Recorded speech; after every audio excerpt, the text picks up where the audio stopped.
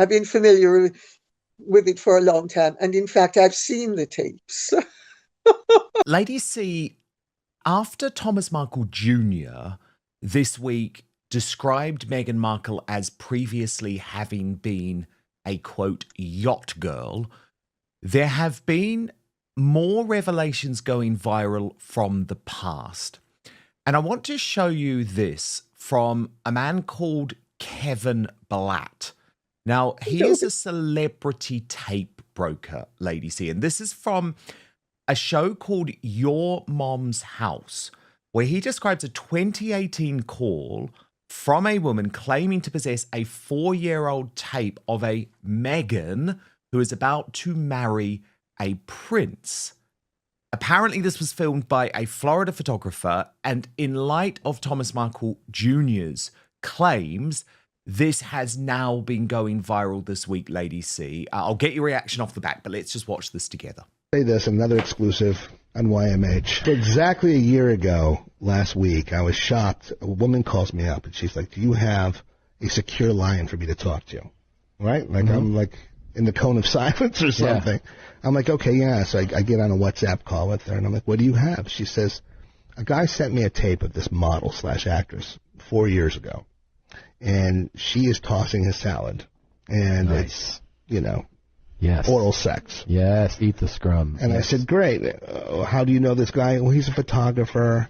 He's based in Florida. I was doing some stuff with him. Okay. I said, who is the person we're talking about here? Before I call my lawyer and get anybody involved in this, you have to tell me. So then she says, her name is Meghan, and she's about to marry a prince in England. No, what? Yeah, this is true. No. I'm going to show you the email communications, and you'll see why. The woman in Canada who called me has it. Lady Colin Campbell, what do you think? Oh, I'm familiar with it, Dan, and I'm sure you are as well. I've been familiar with it for a long time. And in fact, I've seen the tapes. I've got them somewhere. God knows where now. I've got them on some. So you've seen Nudie Rudy Meghan too? I've seen more than one thing. Well, let me put it this way. Some of it, there's some of what I've seen, I think I have a room for doubt about. Others, let's resile away from a comment, because I couldn't find a room for doubt. Let's put it that way. But isn't the suggestion of those, Lady C, that they were leaked as part of this iCloud hack, which was obviously something that was criminal, and so that's the reason they were taken down from the internet? But what this Kevin Blatt is claiming seems to be different. It seems to be a suggestion that this was actually like a Kim Kardashian sort of moment, when it was almost planned. Do you know what I mean? Oh, yes. Well,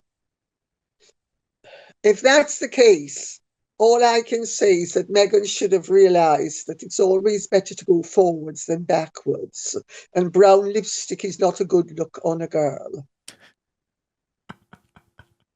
The other video that has been going viral, Lady C, is of Carol Malone on GB News, where she suggested that Doria Ragland's absence from Meghan Markle in her teenage years was potentially as a result of her having gone to jail. Watch this. Where's her compassion for the father who actually brought her up, who paid for her private education while her mother was in jail, who took huge care of her, and she's not seen him in the latter years. More importantly, I mean, she's not just seen him, she's like totally snubbed him.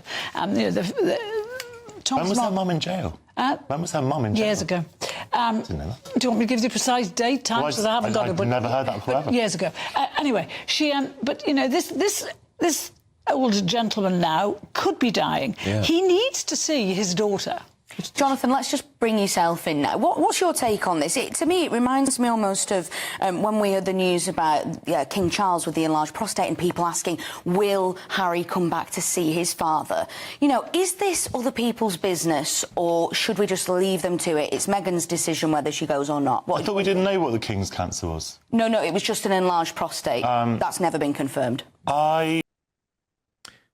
So, Lady C, there's been a huge backlash against GB News. The Sussex Squad are running a campaign to report the channel to the off-communist government regulators, although it is something that Tom Bower has suggested even on GB News in the past. What do you make of it?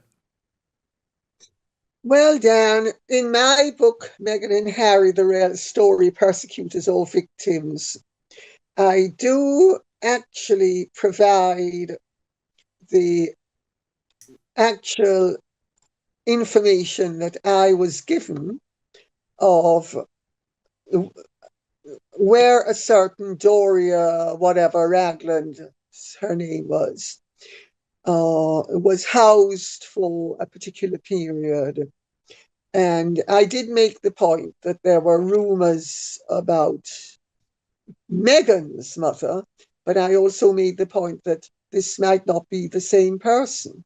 Of course, those are points I would have had to make, irrespective of what I might have thought privately for legal reasons. But as you will know, this is a story that's been out and about for some length of time. And to give Thomas Markle his due, he's the person who could clear it up. And he is silent on the subject. He has never, ever confirmed anything. He has been remarkably, shall we say, stum on the whole subject. And I say, good, this is credit to him. That he has not commented on something. Now, when I wrote my 2020 first version of Meghan and Harry, The Real Story, I was aware of this, but I thought at the time I wasn't going to touch it because Doria is Meghan's mother. Doria has nothing to do with Meghan and Harry and any of the mischief they're getting up to. And it really wouldn't be right of me to bring up what Doria's past has been or the speculation about her past. So I gave it a totally wide berth. But after the Netflix series, where Doria is so clearly pushing fire, this is and she's a real Uriah Heep. And it's racism. Everything is racism. Racism. I thought, no, you're right in there pushing the racist far. And so I used it. Of course, what happens in America is records get expunged. So will we ever know definitively one way or the other? Well, so far, Thomas has remained totally silent. And I think he's the person who would be in a position to tell us and has never done so, which shows that at least he's loyal. Is Prince Harry planning a rival court to take on Prince William and Catherine, the Princess of Wales, from the disunited kingdom, and also managed to spend a hell of a lot of time away from his miserable wife? That is the suggestions in certain royal circles after the revelation this week that Prince Harry believes that this Home Office review into his taxpayer-funded security is long overdue. The Daily Mail reporting that his relationship with the king is now thawing as well, with a royal source telling the newspaper this review could be a reflection of improved relations between the monarch and his son, but added the king is not directly involved in discussions about security. The insider added, there are representatives of the royal household on Ravik alongside police and Home Office officials, so it's possible that the courtiers on the committee have influenced the decision to order a review after the slight thawing of relations between the King and Harry. Well, our Lady Colin Campbell, who will be here imminently, has her own view, revealing on X, Harry's irresponsibility and maliciousness are truly off the charts. I do not know if people realise to what extent his appeal to the Home Secretary to override the findings of Ravik and the courts, which has resulted in the reassessment of his risk factor, is a shocking abuse of power and a flagrant display of contemptuousness, self-importance, and treacherous undermining of the system which he has already asserted is prejudiced against him, despite the fact that he is pretty much in the same boat security-wise as his Aunt Anne and Uncle Edward. Will Shabana Mahmood's intervention in the matter, which has resulted in a new risk assessment being ordered, end up with Harry having his wishes gratified so that he can have his security increased and paid for by the taxpayer instead of himself, despite his never doing any royal work, unlike Aunt Anne and Uncle Edward? Harry and Meghan have made no secret of their leftist, racially divisive political beliefs, and it really will be too rich if this leftist, authoritarian, anti-democratic, racially and culturally divisive government, which is now taxing even the working classes at an unprecedented rate, end up rewarding Harry by leaning on the authorities so that this bum can benefit from our hard-earned money as it overturns years of sensible legal judgments for their own politically motivated and anti-monarchist reasons. I am reliably informed that Harry and Meghan are still playing the race card to achieve their objective of taxpayers being stuck with their security bills. Behind the scenes, they maintain the fiction that their lives and those of their children are endangered because of the minimal amount of sub-Saharan African blood she has flowing through her veins. And Lady C goes on to say, as for the children, let's not even go there. Never was a lily-white little girl more appropriately named than Harry's daughter Lily, and as for Archie, I hope Harry's son is slathered in Factor 50 sunscreen every morning, even whilst indoors, as the rays of the sun are very dangerous for lily-white little boys as well. Harry and Meghan are fully aware of the fact that their and his children's lives are no more endangered when they are in England than they are wherever else they might be. Indeed, the dangers to them are non-existent if they follow the protocols given the required notice for a risk assessment of any visit on a case-by-case basis. And if they stay in royal residences, they can also enjoy the level of security which exists as a matter of course for all the royals who live behind what we can politely call the cordon sanitaire. The acid test will be the outcome. Harry and Meghan are using an anti-monarchist government to further their own self-aggrandizing agenda, demonstrating yet again how disloyal, irresponsible, and reckless they truly are. Lady C, lots of big revelations there and a huge amount to unpick. But this is something which has been a growing suspicion behind the scenes, that indeed this government, this Labour government in the United Kingdom, is working against the royal family to some extent. Charles seems to not really be aware of the threat. William very much is. And as a result, they want to find a way for Harry to be able to return to provide this rival court to Prince William. I don't think that they want Harry to return at all. And I mean, the fact of the matter is, had Meghan not been a woman of colour, there is no way that Harry would have written that letter. Oh, and Shabana Mahmood, not also being a woman of colour, might have not made much of a difference because of this government. So whether white, brown or black would still tilt it in favour of Meghan.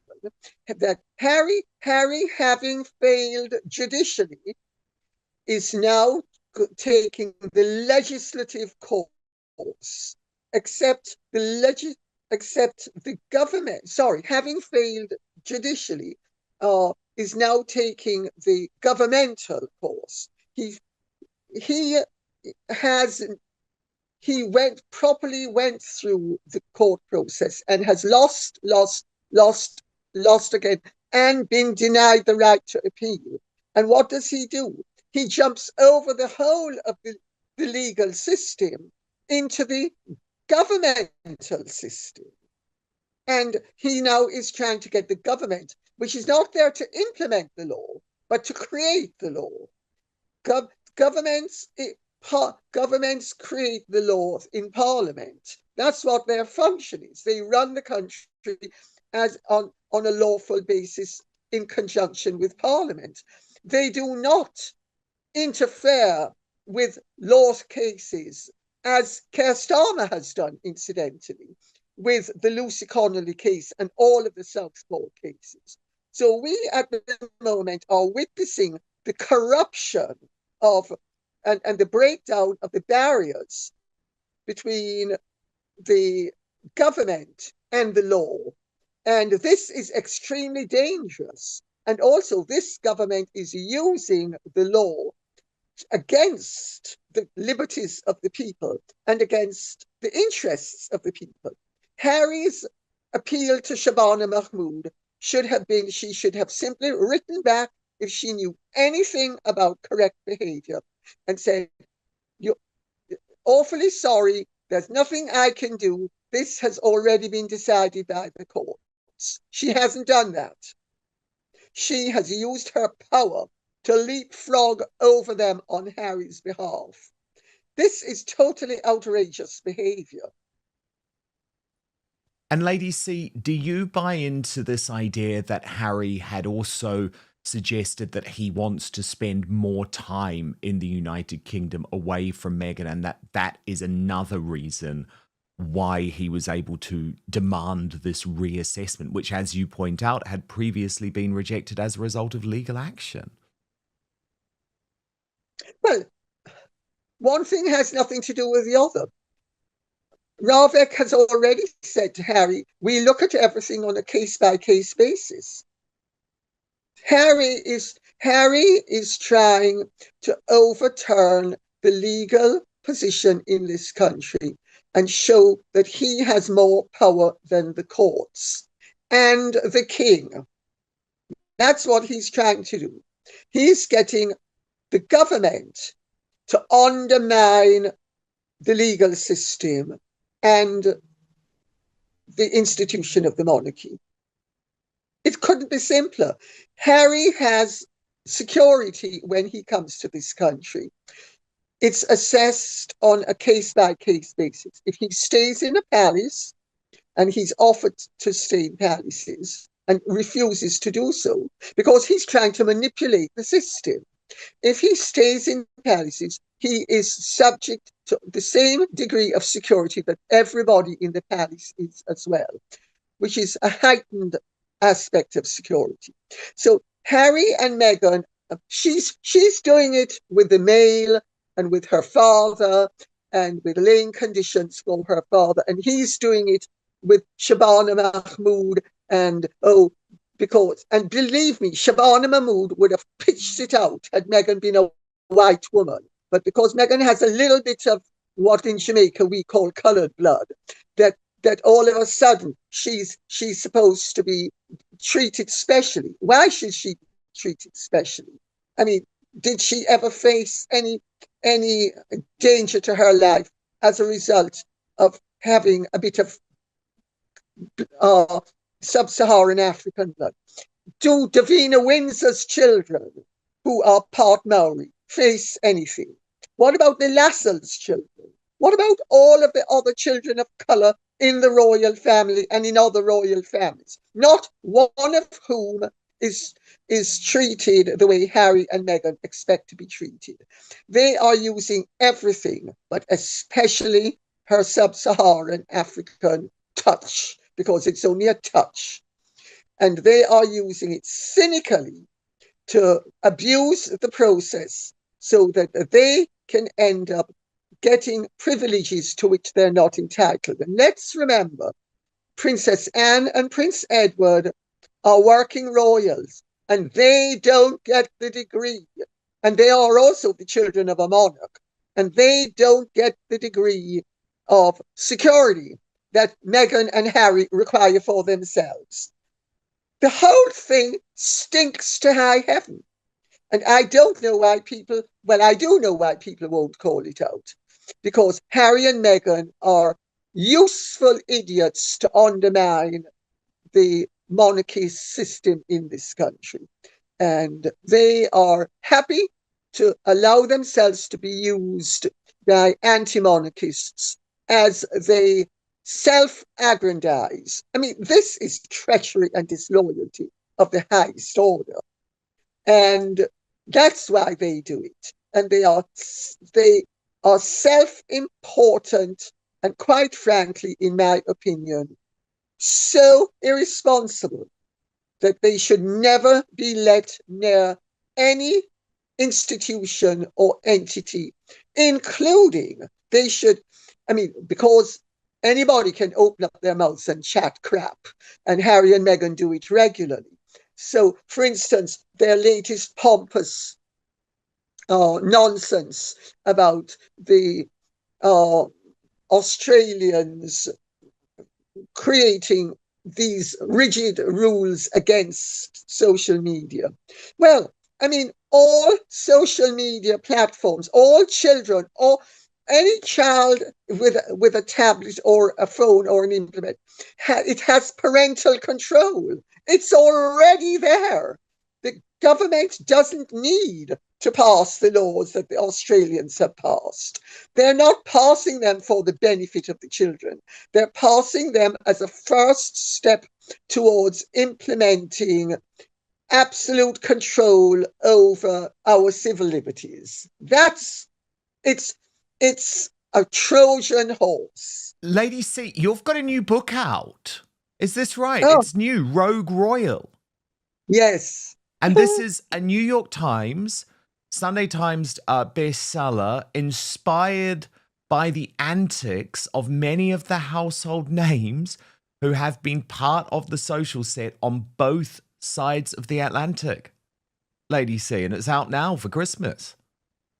Yep, Dan, it's not a bestseller. It's literally just come out. I think you're reading from the blurb that says that I'm a New York Times and London Times best-selling author. Well, it's going to be a bestseller by Christmas, okay? Mark my words. One would hope so. It's actually a very, well, I think when people read it, they're going to find there's a lot of meat in it. Let's put it that way. And there's a lot for them to get stuck into. It's fun. It's fun. Well, that sounds like a great Christmas present. And is it available on Amazon and wherever you get your books usually, Lady C? Yeah. It's available on Amazon, on Kindle, and on our soft cover. But Dan, it's actually been a bit of a disaster because we were about to launch it when Netflix ran with Murder in Monaco. You're the star of the trailer. Yeah, but it was a disaster from that point of view because all of a sudden it was my book, because Murder in Monaco is basically based on my book, Empress Bianca. I see, yes. Which I wrote in 24 and was published in 2005, 2005, however it's called. And it caused a huge scandal at the time and actually became a worldwide cause célèbre. But so they actually, by bringing up Empress Bianca, sort of swamped the launch of Royal Rogue. But anyway, such is life. These things happen. But thanks for mentioning it. Lady Colin Campbell, thank you so much. We will speak very soon. In fact, I'm very excited to say that Lady C is going to be with me for a special edition of the show on Christmas Day. Dame Shan Legge-Bourke, a former lady-in-waiting to Princess Anne and the mother of the woman who later served as nanny to Princes William and Harry, has died at the age of 82. Her family confirmed that she passed away peacefully at her home, surrounded by loved ones. Dame Shan was widely known for her long-standing service to public life in Wales, as well as for her close connections to the royal family. She was born the only child of William Bailey, the third Lord Glanwsk, and inherited the Glanwsk estate at a very young age, following her father's death in the late 1940s. As a result, she became responsible for one of the most prominent country estates in Wales while still a child. In a statement released by her family, they expressed deep sorrow at her passing and described her as a source of inspiration to many people throughout her lifetime. They noted that she devoted decades of service to Wales and to a wide range of organisations and institutions. They also reflected on her deep love of the countryside, stating that her legacy would endure not only at Glanwsk, but across the wider rural community and beyond. Glanwsk Estate, located near Crickhowell on the Welsh border, held a special place in royal circles. Princes William and Harry were regular visitors there during their childhood, and the estate was widely regarded as a place where they experienced a more relaxed country upbringing, away from public life. Dame Shan went on to hold numerous senior public roles in Wales. She served as Lord Lieutenant of Powys and later chaired the Brecon and Radnor Country and Land Association. She was also appointed High Sheriff of Powys, an office that had been formally established in the mid-1970s, following the creation of the County of Powys. Beyond these roles, she acted as President of Save the Children in Wales, President of the Royal Welsh Agricultural Society, and President of the National Federation of Young Farmers Clubs. Her life and work were brought to wider public attention in the mid-2000s, when she became the subject of a 4-part documentary series produced by BBC Wales titled The Lady of Glanwsk. The series offered an intimate portrait of her daily life and her deep connection to the land. During filming, her daughter spoke with admiration about her mother's practical skills, noting that she was highly capable with agricultural machinery and entirely at ease working on the estate. In the documentary, Dame Shan reflected on what she described as a happy and formative childhood. She spoke about the influence of her mother, who encouraged her from an early age to take an active role in all aspects of estate life. She explained that she had been expected to help wherever she could, whether that involved farm work, harvesting produce, or operating machinery. She also recalled being sent away to boarding school during her childhood, an experience she described as deeply difficult. She later explained that her mother believed it was necessary to send her far from home to prevent her from running away, though the separation left her feeling intensely homesick. In the mid-1960s, Dame Shan married Captain William Legge-Bourke. Together, they raised 3 children, and she later became a grandmother to 7 grandchildren. Her family confirmed that she is survived by all of them. Dame Shan Legge-Bourke is remembered as a dedicated public servant, a committed custodian of the countryside, and a figure who bridged traditional rural life with modern public responsibility. Her death marks the end of a life deeply rooted in service, family, and the Welsh landscape she worked tirelessly to protect.